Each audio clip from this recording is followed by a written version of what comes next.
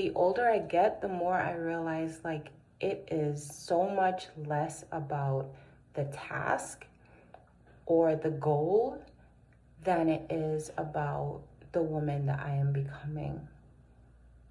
I care more, so much more, about who I am becoming and the spiritual, mental, emotional legacy that I'm leaving, more than I care about if there's money in the bank or if I've accomplished this goal. I think part of being an accomplished woman is the strength of your character and your spirit. There is a spiritual legacy that we leave, and this is what affects the next generation more than anything else, especially those of us who are mothers. Ladies, tell me if you find that in your family or you observed in other women's families. This could be friends, this could be coworkers, whoever, and you see that there's an experience that they may have had or you may have had that their mother had and their grandmother had.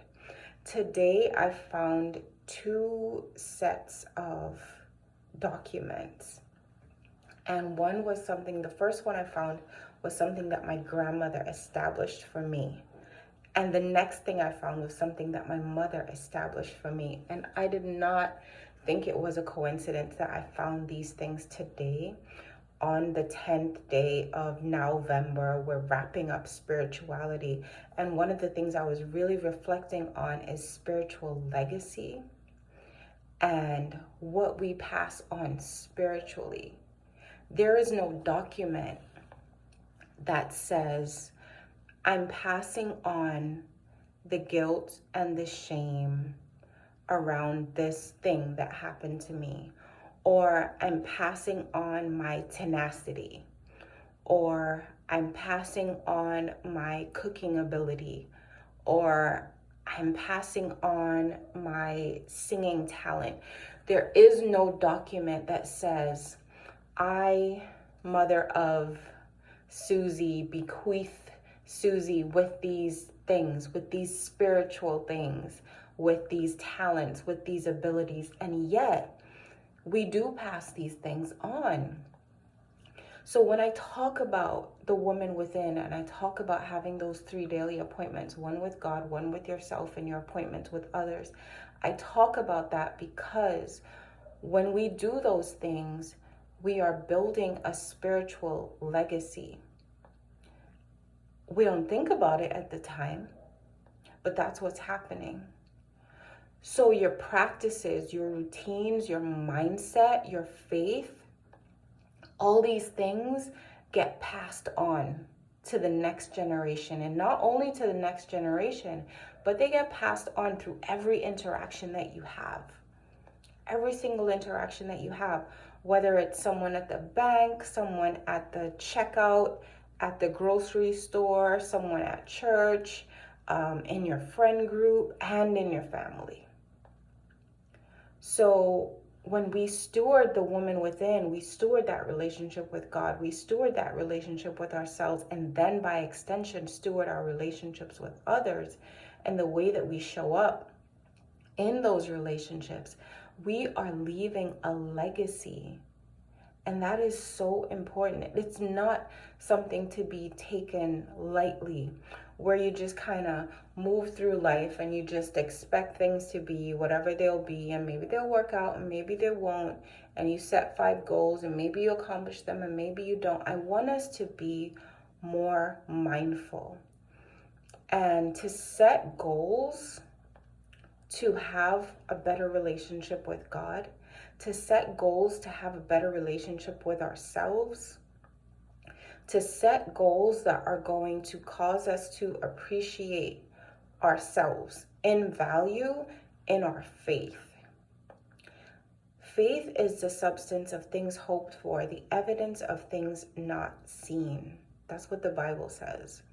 For some of you, that's just going to go over your head. But basically what it's saying is, faith is you believing that what hasn't happened yet already is. It already exists. It's just that you haven't seen it yet in your reality, right? That's why the Bible also says, when it says write the vision and make it plain so that the person who sees it can run with it, it also says the vision is for an appointed time. Like we have to trust God's timing. But that trust comes from relationship. And if you're not consistently developing that relationship through those daily appointments, then that faith is not going to be there. The faith for the vision is not going to be there. And here's the thing, the vision doesn't have to be this huge thing. The vision doesn't have to be, I want to be a CEO, or I want to have $25,000 in the bank by the end of the year. It doesn't have to be stuff like that. The vision could be, I want to lose weight.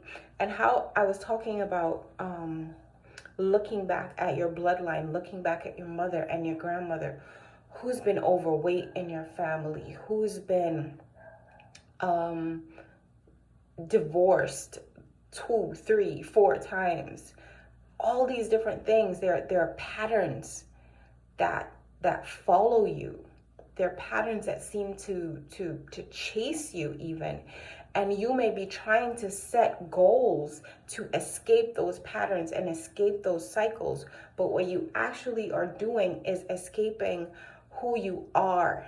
You're escaping something spiritual that has attached itself to you, that is not your identity, right? And you're actually running away from who you really are, which is who God intended you to be. Not who you necessarily see yourself as. Not the problem that keeps chasing you. Not the thing that you have accepted as normal that actually isn't, because it's not God's best for you. So when we set goals and we set new standards and we set a new direction for our lives, it's not so we can accomplish a bunch of things. It's also to honor our Creator and to become the best of who we could be in this generation, so that the spiritual legacy that we leave is a good one. And that legacy, as I said, is not just for your family. The spiritual legacy that you leave is for every single person that you come into contact with. So your vision is not to be played with. Your vision is more important than you realize, and it is bigger than your vision board. It is bigger than the list of 10 things that you said you were going to do in 2024. And by the way, 2024 is not over. We still have the rest of November and December to go. You have a month and a half to change the trajectory of the rest of your life. How will you do that? I really hope this helps. There are resources in the description box. There are downloads that you can take advantage of. If you want to take it a step further and have a one-on-one call with me, all that information is there. But I really hope this helps. Blessings on your journey, and I will talk to you very soon. Bye.